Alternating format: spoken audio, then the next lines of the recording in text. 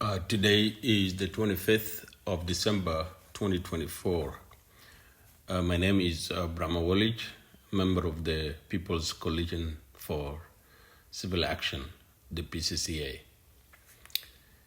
The press statement we are issuing today is both a Christmas message and it is about the Tumaini Initiative.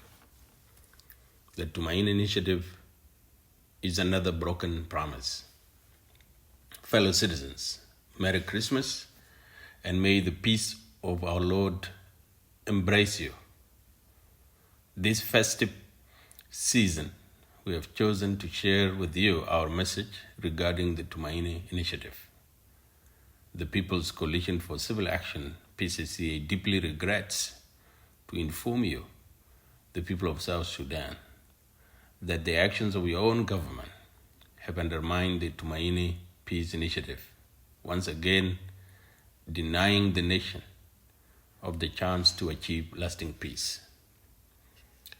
In its public briefing on 8th July 2024, the PCCA cautioned against potential threats to the peace process, specifically citing the enactment of the National Security Act 2024 and the extension of the RRCs and the letter from the first Vice President to the Kenyan mediation.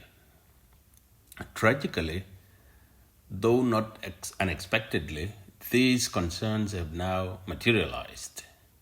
The responsibility for this failure rests squarely with the government and especially President Salva Kiir Mayardit, whose absence of decisive leadership, lack of political will, and lack of steadfast commitment to peace ultimately undermine the process.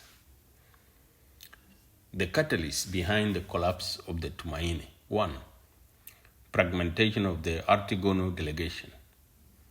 The withdrawal of the SPLM-AIO members from the Artigono delegation on 15th July 2024 led to a major division within the team. This division forced the delegation to return to Juba for consultations, which resulted in the Artigono leadership issuing its first set of observations and signaling the government's backtracking on the agreed protocols. 2.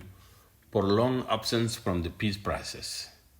On 3rd September, the government delegation departed for Juba to finalize consultations on the inclusive governance and responsibility sharing protocol, with an anticipated return within a few days, as the signing of the final agreement was set for the 16th of September 2024.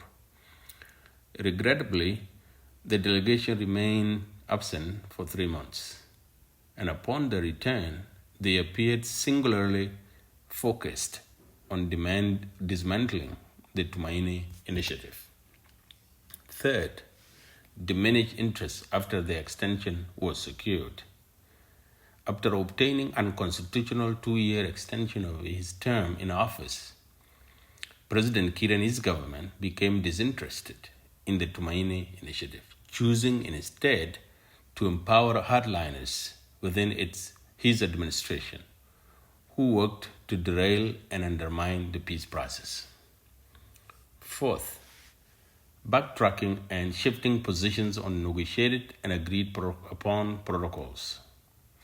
On the evening of President Ruto's visit to Juba, President Kiir dismissed the government delegation to the Tumaini Initiative, replacing them with individuals opposed to the peace process. The reconstituted delegation arrived at the talks with a drastically altered negotiating stance, effectively discarding previously negotiated agreed upon terms. This shift led to a deadlock, culminating in the government delegation's abrupt walkout from the peace talks. 5th, and last, another broken promise. President Kiir has earned a reputation, both domestically and internationally, for his unreliability an inconsistent failure to honor commitments. The Tumaini Initiative is now destined to join a growing list of agreements and resolutions that have been disregarded under his leadership, including the South Sudan All Parties Conference Communique of 2010, the Cobra Agreement, Pibor Peace Agreement of 2014, the SPLM Reunification Agreement of 2015, the Agreement on the Resolution of Conflict in South Sudan of 2015, and the Revitalized Agreement on the Resolution of Conflict in South Sudan 2018, the SPLM Lobono Conference Resolutions 2018, the Rome Initiative of 2019, and the South Sudan National Dialogue Resolutions of 2020, the Kitgwang Agreement of 2022, among others, and now the Tumaini Peace Initiative of 2024, which he personally initiated. This inconsistent pattern of broken promises has made it abundantly clear President Kiir cannot be trusted to honor his words. His consistent betrayal of agreements has fueled widespread distrust, particularly during the recent negotiations in Nairobi. His actions not only undermine the peace process, but also deepen the chasm of mistrust, making meaningful dialogue and progress increasingly elusive. This partly explains why other non-signatory opposition groups decided not to participate in the Tumaini Initiative. It is time to confront the reality that a leader who disregards his commitments is a liability to the future of South Sudan. We propose the following as a way forward. The walkout of the government delegation from the Tumaini Initiative starkly highlights the reality of a government in Juba that has transformed into an end in itself rather than a means to serve the interests and the welfare of its people. Rather than striving for peace and public welfare, this government exists to perpetuate the rule of one man and the clique that supports him. Breaking its grip on power demands a new approach, one rooted in unity, resilience, and a firm dedication to a collective future. We have unwavering faith in the strength and the resolve of the people of South Sudan to rise to the challenge and confront the self-serving clique that continues to hold our nation hostage.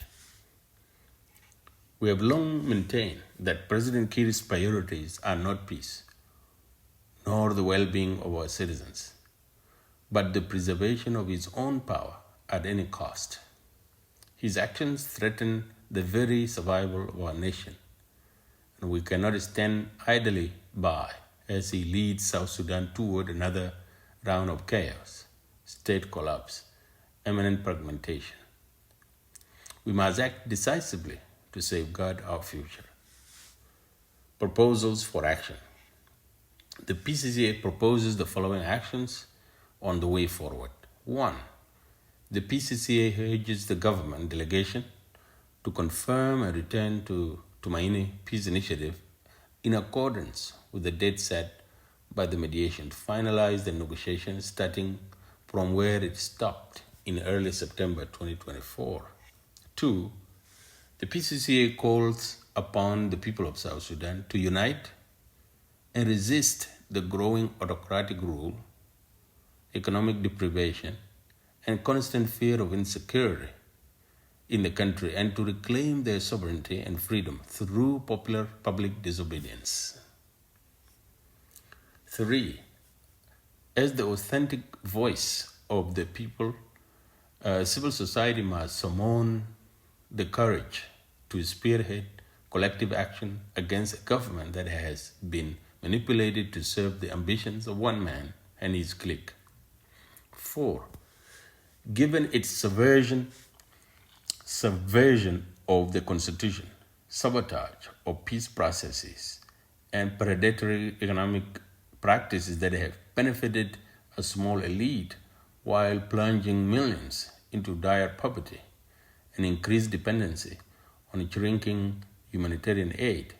It is time for the East African community, IGAD, the African Union, the Troika, the United Nations, and the United Nations to reconsider their recognition of the revitalized transitional government of national unity.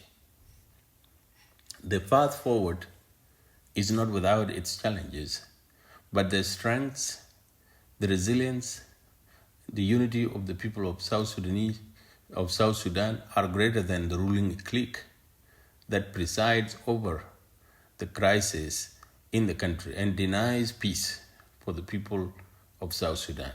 Together, we can build a nation founded on peace, justice, and prosperity. South Sudan deserves better, and its people deserve nothing less than a future defined by hope, dignity, and unity. The people of South Sudan shall prevail. PCCA, thank you very much.